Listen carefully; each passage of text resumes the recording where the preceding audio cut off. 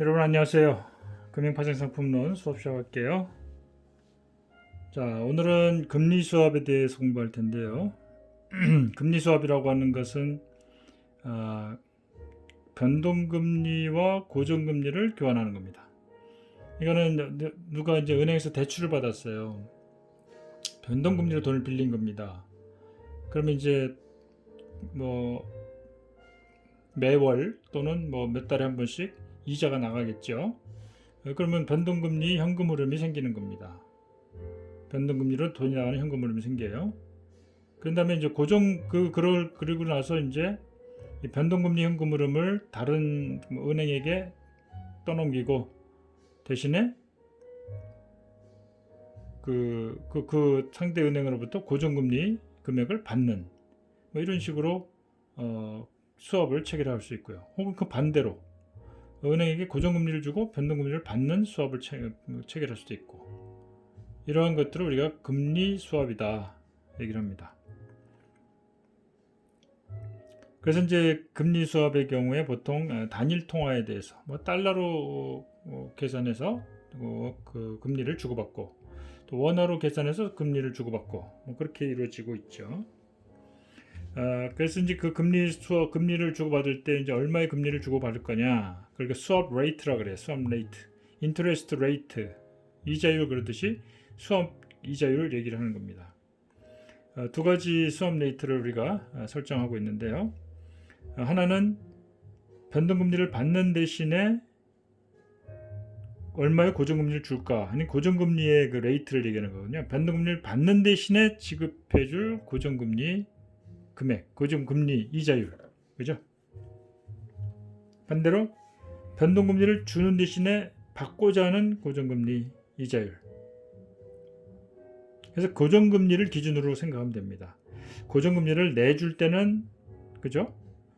수업 지급률, 고정금리를 받는 수업을 할 때는 그때 정하는 고정금리를 수업의 수치율.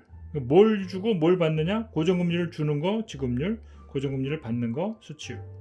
고정금리를 줄 때는 변동금리를 받겠죠. 또 고정금리를 받을 때는 변동금리를 내주겠죠.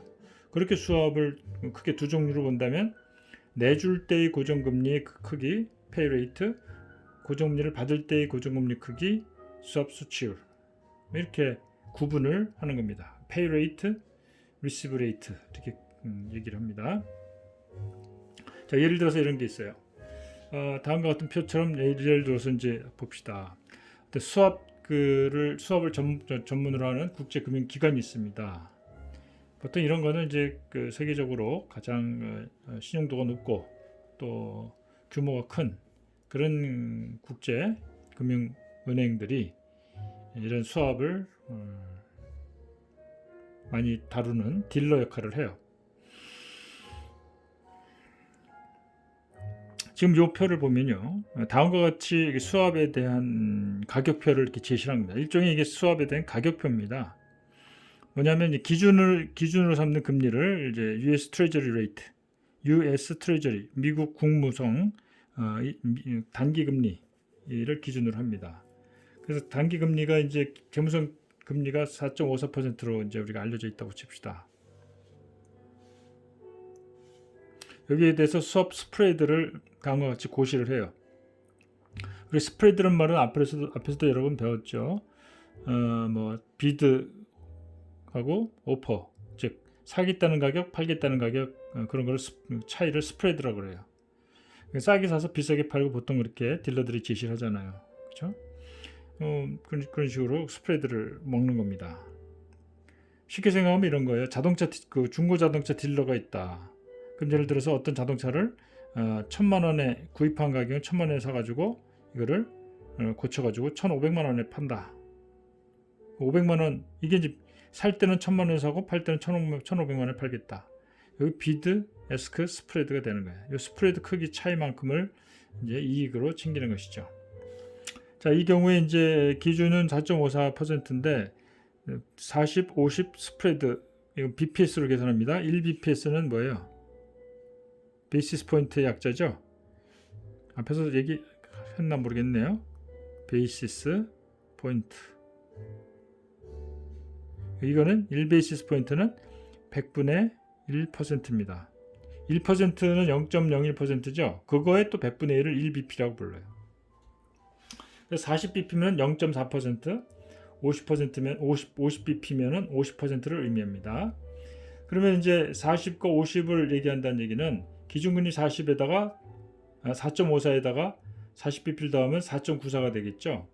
자기들이 지급할 때는 적은 금리를 주고 받을 때는 높은 금리를 받는 게 기본적으로 자기들이 돈을 버는 방법이죠. 그래서 기준 4.54에다가 40bp 낮은 쪽인 40을 더하면 4.94. 이거는 자기들이 고정금리를 지급하고 변동금리를 받는, 그죠? 받는 그런 수합을 할 때 요 4.94%를 적용하겠다는 겁니다. 오른쪽 건 뭐예요? 수치율로 되어 있는데요. 4.54에 50bp를 적용한 겁니다. 그럼 5.04가 되겠죠. 이건 뭐예요? 자기들이 고정금리를 받는 그리고 변동금리를 주는 그런 수업을 할 때 5.04%를 적용하겠다는 거죠. 즉 자기들이 내줄 때는 적게 4.94% 낮은 금리를 주고 받을 때는 높은 금리를 받겠다. 이렇게 해서 이 차이만큼 자기들 이익을 챙기겠다는 얘기죠. 2년, 3년, 4년짜리 수업도 마찬가지예요. 기준 5.4에다가 50, 60 스프레드를 붙이면은 자기들 내줄 때는 5.91, 받을 때는 6.01 받겠다 이런 얘기가 되는 거예요. 자, 이런 식으로 이제 수합을 할 경우에 이런 가격표를 보고 이제 상대방이 응하면 요 비율대로 거래가 이루어지는 겁니다.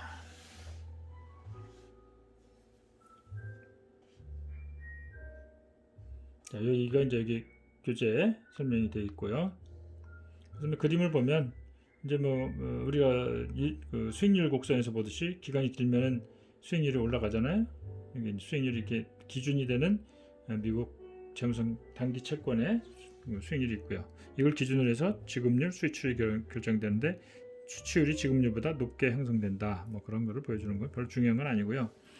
자, 이렇게 보고요.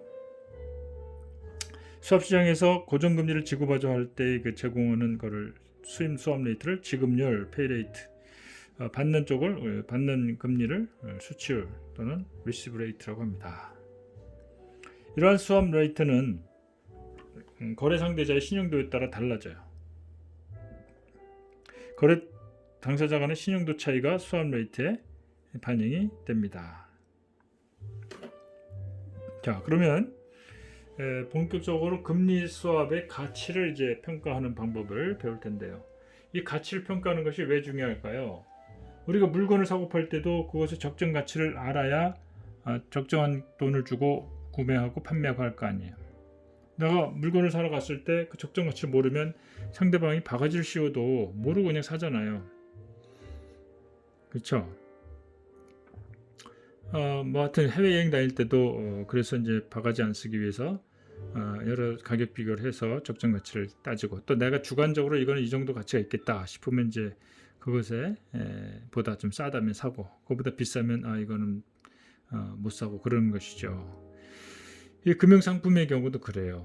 적정한 가치를 우리가 계산할 줄 알면은 거기에 적정한 거래가 이루어질 텐데 그러지 못하면은 이제 손해를 보고 거래를 하는 경우가 많죠. 그래서 앞에서 우리가 FRA의 가격, 프라이싱 하는 걸 배웠잖아요. 미래에 발생할 선도금리 계약 거기에 대해서 적정한 금리 크기를 어떻게 정하느냐, 계약금리 어떻게 정하느냐 그것이 FRA의 프라이싱이라고 배웠죠. 자, 지금 그 수합이라고 하는 개념을 간단히만 설명했는데 아직 뭐 이렇게 설명해가지고 여러분들이 수합의 의미나 구조나 이런 거를 이해하기는 어려울 겁니다. 그러나 이제 금리 수합의 가치를 계산하는 걸 일단 배우고 나서 실제로 수합이 이루어지는 그 과정과 그 결과가 어떻게 나타나는가까지 실제 예를 들어서 설명을 들으면 수합이라는 게 이런 거구나. 어찌 보면 매우 그 심플한 구조를 갖고 있어요. 그러니까 지금 처음 들을 때 약간 헷갈리더라도 설명을 다 듣고 다시 복습을 하면서 다시 노트를 책을 보고 또 이 동영상을 반복해서 보면은 누구나 다 쉽게 이해할 수가 있는 내용이니까 한번 보도록 합시다. 수압의 가치는 다음과 같이 단계적으로 계산할 수가 있다. 자, 수압을 하는 것은 현금이 하나 나가는 부분이 있고 들어오는 부분이 있다고 했죠. 나가는 쪽, 그 금액의 현재 가치를 계산해요. 또 들어오는 돈의 현재 가치를 계산해요. 왜 현재 가치를 계산합니까? 두 개의 가치를 동일한 시점으로 놓고 계산을 비교를 해야 정확한 계산이 나오기 때문에 그렇죠. 그래서 현재 가치를 계산할 때는 제로 쿠폰 수익률에 의해서 할인한다. 앞에서 제로 쿠폰 수익률 계산하는 것도 배웠고 그렇게 해서 할인한다는 것도 설명했어요. 자, 들어오는 돈들의 현재 가치도 같은 방식으로 제로 쿠폰 수익률에 의해서 할인해서 계산을 하죠. 그래서 두 금액을 1단계, 2단계에서 계산한 금액을 비교를 해요. 자, 그래서 수압이 경제적으로 의미가 있기 위해서는 양쪽의 가치가 같아지도록 하는 것이 맞죠. 모든 거래가 그래요. 누가 한쪽이 손해보는 느낌이다 그러면 거래에 응하지는 않죠. 거래가 체결된다는 것은 두 쪽 다 적정한 가치로 인정하고 등가로 주고받고 해야 교환을 하는 거예요. 뭐 좀 그 극단적인 예를 들자면 여러분들이 5만 원짜리를 들고 잔돈이 필요해서 잔돈 바꿔달라고 한다 칩시다. 나는 5만 원짜리를 냈는데 그쪽에서 만 원짜리 5장을 주면은 등가니까 교환이 이루어지잖아요. 현금으로 이렇게 서로 주고받고 되는 겁니다. 근데 내가 5만 원짜리를 냈는데 상대방에서 뭐 4만 9천 원밖에 안 주겠다. 그러면은 등가가 아니죠. 뭐 1,000원은 뭐 수수료 뛴다. 뭐 이런 식으로 생각할 수 있는 거죠. 그런데 이제 뭐 그런 경우에는 보통 다 등가로 이루어지고 국제금융시장에서 이런 수업이나 이런 걸 할 때는 이제 한쪽이 필요에 의해서 우리 현금 흐름을 막 교환합시다 할 때는 거기에 대해 응해주는 수업 딜러들은 적정한 이윤을 남겨야 되니까 그래서 이윤 포함해서 양쪽이 서로 등가가 되도록 해서 거래가 이루어집니다. 자, 그런 부분도 뒤에서 이제 그림으로 설명해 줄 테니까 또 그때 다시 설명하기로 하고요. 만약에 이제 적정한 할인율이 기간에 맞는 게 나온 게 없다면 앞에서 또 보관법 얘기를 했잖아요. 뭐 그런 것으로 해서 계산을 하면 됩니다. 그런 얘기고요.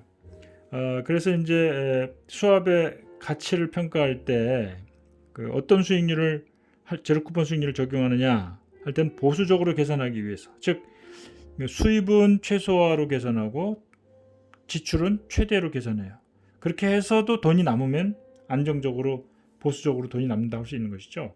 괜히 들어오는 돈은 과대평가하고 나가는 돈은 과소평가해서 돈이 남는다고 했는데 나중에 이제 어떤 변동사항으로 인해서 그게 뒤집힐 수 있는 거예요. 그런 걸 예상해서 보통 우리가 장사하는 사람들 장사를 하거나 뭘 하거나 미래를 예측할 때 좀 최대한 보수적으로 해야죠. 버는 돈을 들어올 돈을 좀 가장 최악의 경우에 이 정도 이상은 들어온다. 보수적으로 계산하는 거예요. 그래서 현재 가치 계산할 때도 지출은 최대화시키는 방식으로 수입은 최소화시키는 방식으로 보수적으로 계산을 한다. 그래서 수압을 계산할 때 현금 유출의 현재 가치는 지급률, 페이레이트로 할인율을 계산해. 유출, 나가는 돈은 최대한 최대값으로 계산을 해주는 것이죠. 페이레이트가 더 낮아야. 들어오는 돈의 현재 가치는 수치율로 계산해요. 들어오는 돈은 적어도 가장 최소 가치로 계산하기 위해서 높은 할인율을 적용하는 것이죠. 이런 방식으로 한다는 거 인지해 두고요. 그래서 수업 평가를 위해서는 현금 유입의 현재 가치와 현금 유출의 현재 가치를 일치시키는 수압 네트를 정하면 됩니다. 그리고 거기에 일정한 수준의 이윤을 반영을 시켜서 이 계산을 하면 되는 것이죠. 그래서 그림을 한번 볼까요? 수압 가치를 결정하는 원리를 보면 일단 들어오는 돈의 현재 가치, 나가는 돈의 현재 가치, 그죠? 나가는 돈의 현재 가치를 계산할 때 적용하는 게 이제 레이트잖아요, 그죠? 리시브 레이트를 낮은 금리인 리시브 레이트를 결정하는데 여기에다가 일정한 이윤, 여기 이윤 부분이죠. 이윤까지 해서 이제 나가는 돈과 들어오는 돈의 현재 가치가 같아지게끔 해서 수압 레이트를 정하면은 요만큼의 이윤이 보장이 되는 거예요. 자, 여기에 그림으로 이제 이렇게 설명했는데 이게 갑자기 잠재이익 포함해서 이게 등가가 되게 이거 등가가 무게가 똑같게 이제 지렛대라서 이렇게 하는 거죠. 등가가 된다는 걸 의미하는 거죠. 등가가 되는 거예요. 무게가 똑같은 거예요. 그러니까 아까 얘기했듯이 나가는 돈의 현재 가치와 들어가는 돈의 현재 가치가 같게끔 해야 된다면은 이 전체가 들어오는 돈의 크기고 이 전체가 나가는 돈의 크기고 이 전체가 들어오는 돈의 크기가 돼야 되는데 이건 뭐냐 갑자기. 그 얘기는 뒤에도 설명하겠지만 적어도 수업 딜러 입장에서는요. 수업 레이트를 정할 때 그죠? 자기한테 어느 정도 이유는 남기도록 하는 그런 레이트를 제시할 거 아니에요. 물건을 팔 때도 이윤을 붙여서 물건을 팔듯이 그렇죠? 그런 겁니다. 그러니까 예를 들어서 뭐 5만 원의 물건을 사다가 그죠? 예를 들어서 이윤을 붙여서 한 뭐 10만 원에 내다 팔았다. 5만 원이 이윤이잖아요. 그죠? 5만 원이 원가고. 그래서 적어도 판매하는 사람 입장에서는 이윤을 붙여서 그죠? 판매하는 거예요. 그래서 고객한테 제시할 때는 5만 원짜리 원가임에도 불구하고 이거 10만 원이다라고 해서 고객이 생각하는 10만 원의 가치와 판매자가 제시하는 10만 원의 가치가 일단은 등가로서 인정이 돼서 교환이 성사가 되는 거예요. 이 5만 여기서 이윤을 붙이는 5만 원에는요, 그 판매자의 여러 가지 수고비 또 자기가 계획했던 모든 사업에 대한 적정한 이윤으로 해서 추가적으로 이윤을 붙여서 이제 10만 원의 가치로 제시해서 파는 거죠. 요거 5만 원 구매한 원가 그대로 파는 사람은 없잖아요. 여기 부분은 원가에 해당이 되는 것이고 적정한 이윤을 붙여서 등가로 형성돼서 거래가 이루어진다.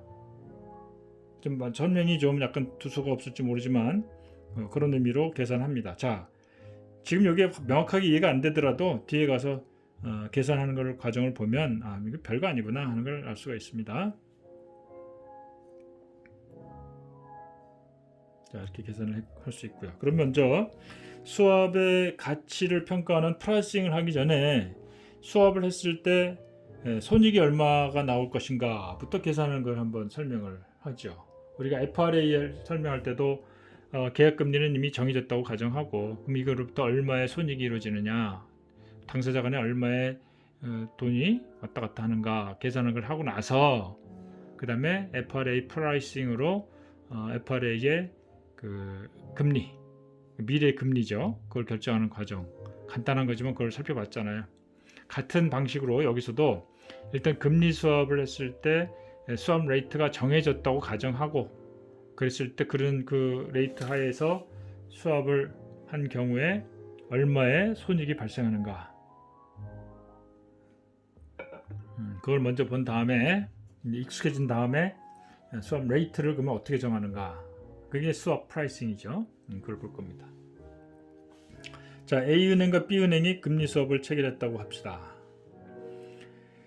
수합을 체결하려면 International Swap and Derivatives Association 국제 수합 및 파생상품 협회가 있어요. 거기서 만든 표준 계약서가 있습니다. 그걸 Master Agreement라고 그래요. 표준 계약서. 그래서 이제 워낙 이게 많이 이루어지고 있기 때문에 그냥 아주 간단한 표준 계약서가 있어요. 그래서 필요한 다음과 같은 내용들을 거기 빈칸만 채우면은 계약이 체결이 되는 겁니다. 그렇다고 해서 뭐 아무렇게나 되는 건 아니고요. 쉽게 되는 건 아니고 그 거래 상대방들은 상대방이 신용도가 있는지 없는지 또 수합 레이트가 적정한지 안한지 다 따져보고 하는 그 과정이 필요하죠. 그래서 이런 것도 여기에 관련된 전문가가 필요한 거예요. 자, 그럼 수합 ISDA에 들어갈 주요 내용들은 이런 겁니다. 카운터파티가 누구냐? 누가 여기 거래의 당사자냐? 정하고요. 그 명목 원금이 얼마냐? 그죠? 아까 얘기했죠. 아까가 아니라 지난 시간에 얘기했죠. 명목 원금 뭐 얼마로 계산한다. 자, 거래하는 날짜, 계약을 하는 날짜고요. 여기 실제로 이제 실효일자, 그 계약의 내용이 실제로 시작되는 날짜가 effective date예요. 이틀 후. 그로부터 2년 만기 수합을 한다면 만기는 그로부터 2년 뒤의 그 날짜가 되는 겁니다. 7월 3일 날 했으면 그 2년 뒤 7월 3일이 되는 거예요. 자, fixed rate. 자, 고정금리를 누가 지급하느냐? A은행이 지급한다. 변동금리를 누가 지급하느냐? floating rate payer. B은행이 지급한다. 이 명시가 돼야 되겠죠. 그다음에 이제 그럼 고정금리는 얼마를 줄 거냐? 변동금리는 모르는 거예요. 지나봐야 하는 거니까 그냥 리보만 준다. 이렇게 되는 거고요. 고정금리는 연율, PA는 per annum이라는 약자예요. 연율을 의미하는 거예요. PA는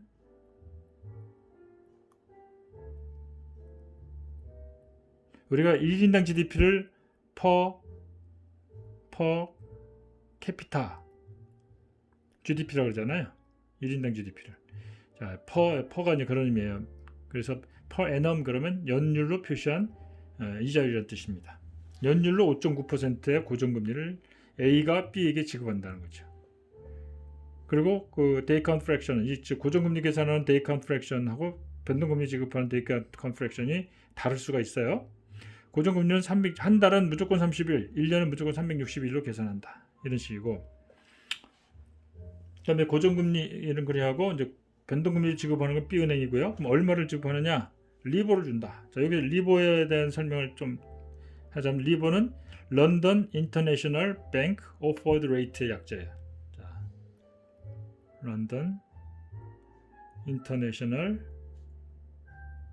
뱅크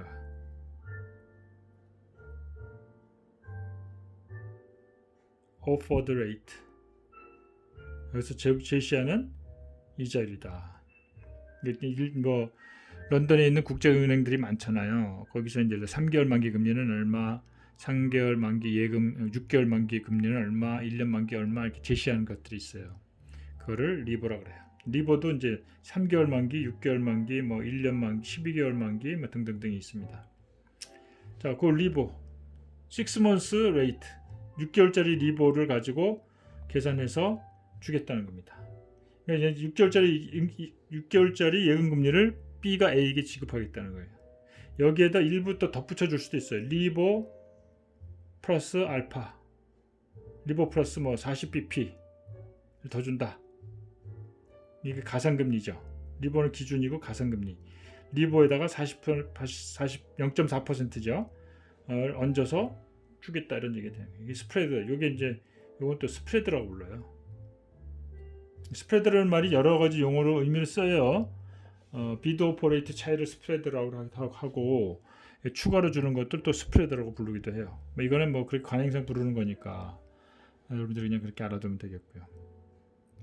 이때의 데이 카운트 프랙션은 1년은 365일, 날짜는 액츄얼 데이트, 실제 날짜 수를 계산해서 사용한다 이런 얘기입니다.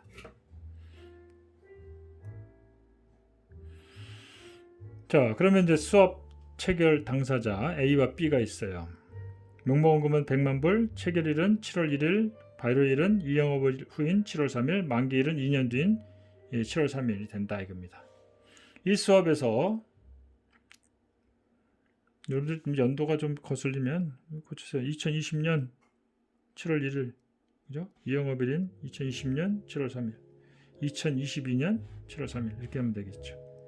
여기서 고정금리를 지불하는 것은 A은행이고 연율로 5.9%가 되겠고요. 변동금리 지불하는 것은 B은행이고 6개월마다 6개월 만기 리보를 지불한다. 이거는 변동금리예요. 6개월이 지난 후에 형성되는 시중금리만큼의 이자를 받고 주는 거예요. 그럼 지금부터 6개월 뒤, 지금으로부터 또 6개월 뒤, 그로부터 또 6개월 뒤, 그로부터 또 6개월 뒤 이런 식으로 이때 금리들은 6개월이 지나봐야 알죠. 또 6개월이 지나봐야 이거 알아요. 6개월이 지나봐야 또 알고. 지금으로서는 알 수 없는 금리예요. 변동금리. 고정금리는 확정된 금리를 주는 거니까 일정해요. 그래서 고정금리를 주고 변동금리를 받고 이게 물결 뽀블롱 표시한 거는 변한다는 뜻이에요. 지금으로서는 알 수 없는 거. 고정금리는 딱 정해진 거기 때문에 일정한 금리를 준다. 이렇게 A와 B 이런 식이에요. A가 B에게 고정금리를 주고 B는 A에게 변동금리를 6개월에 한 번씩 주고 이런 관계가 되는 것이죠.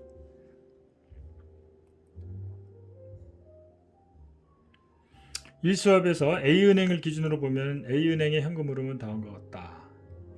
돈이 나가는 거는 1년에 한 번씩 5.9% 고정금리를 주죠. 100만 불 원금에 대해서 5.9%면은 1년에 한 번씩 59,000달러 줘요. 자, 받는 거는 6개월에 한 번씩 들어옵니다. 원금 100만 불에 대해서 리보 이게 얼마인지 몰라요. 6개월이 지나야 할 수 있어요. 곱하기 반년치니까 2분의 1. 그리고 지금부터 1년 뒤에 또 6개월치 변동금리.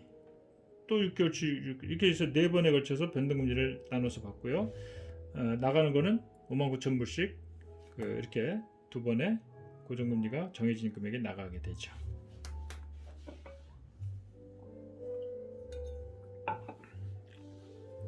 자, 이렇게 설명이 되어 있고요. 그러면 A은행의 경우에 이 수업을 통해서 얼마의 손익이 나오는가? 앞에서 설명했죠. 현금 유입의 현재 가치를 계산하고 현금 유출의 현재 가치를 계산해요. 해서 그 차액을 구해서 그것들을 이제 적정한 할인율을 이용해서 할인을 해가지고 손익이 얼마인지 계산을 하는 겁니다. 자, 1단계로 고정금리 지불액 나가는 돈의 현재 가치를 계산해 볼까요? 자, 나가는 돈에 대해서는 예를 들어서 리시브 레이트를 적용한다 그랬잖아요. 거기에 이제 6.23, 6.03이라고 합시다. 그걸 제로 쿠폰 레이트로 사용을 해요. 1년짜리 할인하기 위해 사용되는 제로 쿠폰 레이트는 6.23%라고 하고 2년짜리는 6.03%라고 한번 합시다. 그러면 이제 이거를 DF라고 그러는데요. 디스카운트 팩터라고 그래요. 이거는 원래는 예를 들어서 이제 원금에 대해서 1년 뒤에 돈은 6.23% 할인율이라면은 1년 뒤에 받을 금액 곱하기 100만 불에 대해서 1% 0.0623의 1승분의 1을 곱하면은 현재 가치가 나오잖아요. 또 2년 뒤의 것은 6.03%에 그러니까 이거 제곱분의 1 곱해서 현재 가치를 계산하잖아요. 그거를 편리하게 하기 위해서 요 값을 그냥 소수점으로 바꿔놓은 거예요. 0.889 요것을 소수점으로 하면 0.9414 그래서 디스카운트 팩터를 1년 뒤, 2년 뒤 이겁니다. 왜 이런 식으로 하냐면은 1년 뒤에 받는 금액도 59,000불 2년 뒤에 받는 금액도 59,000불 금액 똑같은 거를 일일이 이걸 계산해서 하면은 번거로우니까 미리 디스카운트 팩터를 계산해서 다음과 같이 59,000불에 1년 뒤가 원래는 이잖아요. 원래는 이랬습니다. 1년 뒤에 받는 59,000불의 현재 가치는 1 플러스 0.0623의 1승이에요. 2년 뒤에 받는 금액은 뭐예요? 또 59,000불에 1 플러스 0.0603의 제곱분의 1 곱해준 거예요. 근데 이 부분이 0.9414고 이 부분이 0.889라는 거죠. 분자는 똑같잖아. 이렇게 해서 계산하면 요거 소수점 더해가지고 곱해버리면 더 계산이 간편하니까 이렇게 편리를 위해서 하는 것 뿐이에요. 그래서 고정금리의 디스카운트 팩터 201 첫 번째 해의 디스카운트 팩터 두 번째 해의 디스카운트 팩터 두에 더해서 계산하면 108,023.1이 나온다 이런 얘기예요. 자, 이게 이제 고정금리 지급하는 부분의 금액이잖아, 그죠? 페이 사이드 지급하는 쪽 금액이 이거예요.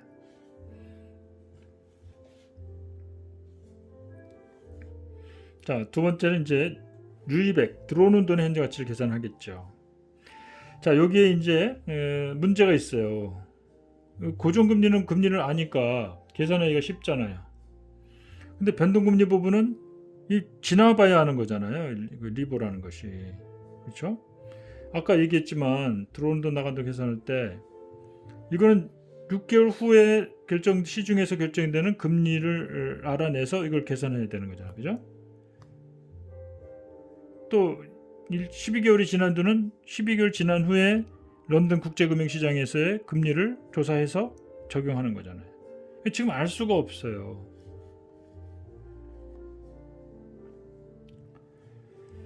그 6개월마다 원금 100만 불에 대해서 그 해당되는 시점에 6months 리보 금리를 찾아가지고 거기 반년치로 적용해서 돈을 받기로 되어 있어요. 4번에 걸쳐서 받게 되어 있죠. 리보가 변동이기 때문에 각 기간마다 유입될 금액을 미리 알 수 없다. 변동금리 금액은 시간이 지난 후에 변동금리를 받을 당시에 형성되는 이자에 의해서 계산되기 때문이죠. 그래서 변동금리 이자의 현재 가치를 계산하는 데는 약간의 계산 테크닉이 필요하다는 겁니다. 자, 이걸 설명하기 위해서 약간의 테크닉이 필요해요. 그 부분을 내가 지금 설명을 하죠. 자, 여러분한테 지금 100만 원이 있다고 칩시다. 100만 원 너무 적은 거야? 1억 원이 있다고 칩시다. 그죠?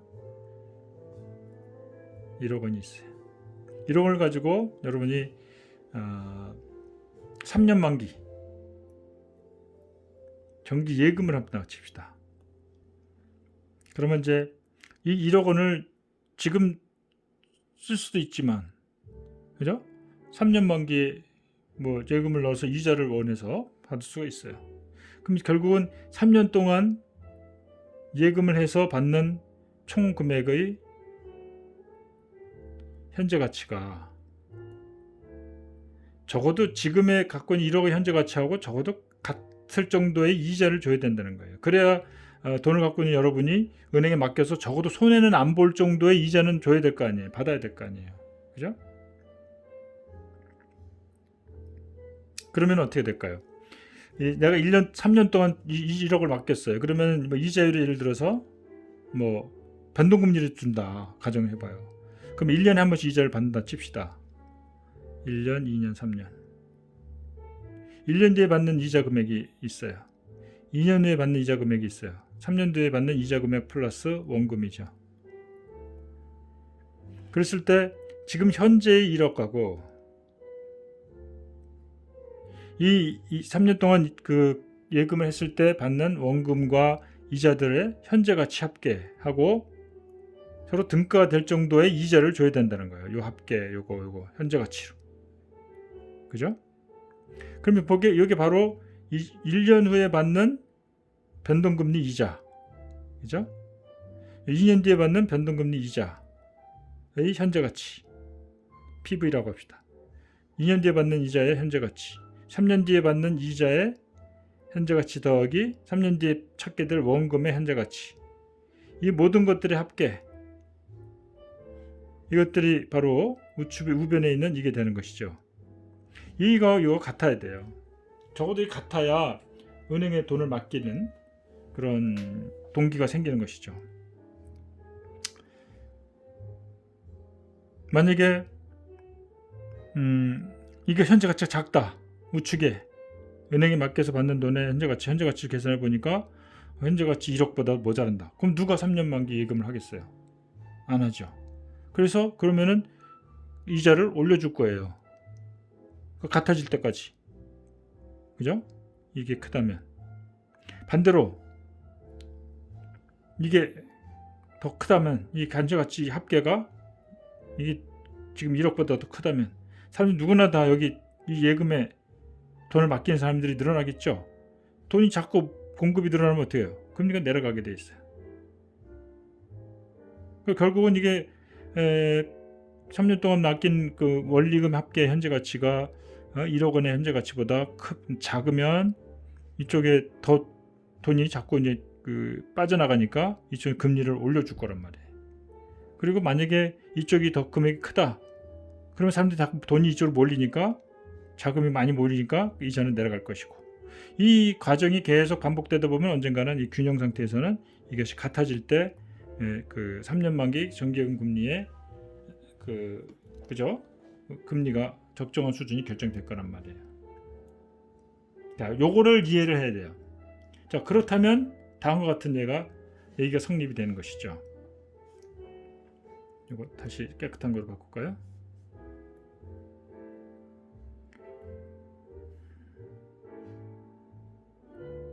자, 그러면 현재 1억 원의 현재의 원금 1억 원이죠. 그다음에 이걸 3년 동안 낸다면 1년 후 이자의 현재 가치, 1년 후 이자의 현재 가치, 2년 후 이자의 현재 가치 더하기 3년 후 이자의 현재 가치 더하기 3년 후 원금, 그죠? 3년 뒤에 원금 찾잖아요. 원금의 현재 가치. 이 전체를 다 합한 것이 합한 것의 현재 가치, 현재 가치로 환산한 거죠. 이게 같아야 되는 거란 말이에요. 그만큼의 이자율이 같아지게끔 하는 이자율이 형성돼야 그건 적정한 균형 이자율이라고 할 수 있는 거예요. 수요 공급이 맞는 식으로 돼서. 그렇다면 잘 보세요. 여기도 현재 가치, 여기 원금이 1억 원이잖아요. 그죠? 1억 원에 3년 뒤 1억 원의 현재 가치가 여기 있고요. 이쪽은 현재의 1억 원의 현재 가치는 그냥 1억 원이 되는 거죠. 그러면 잘 보세요.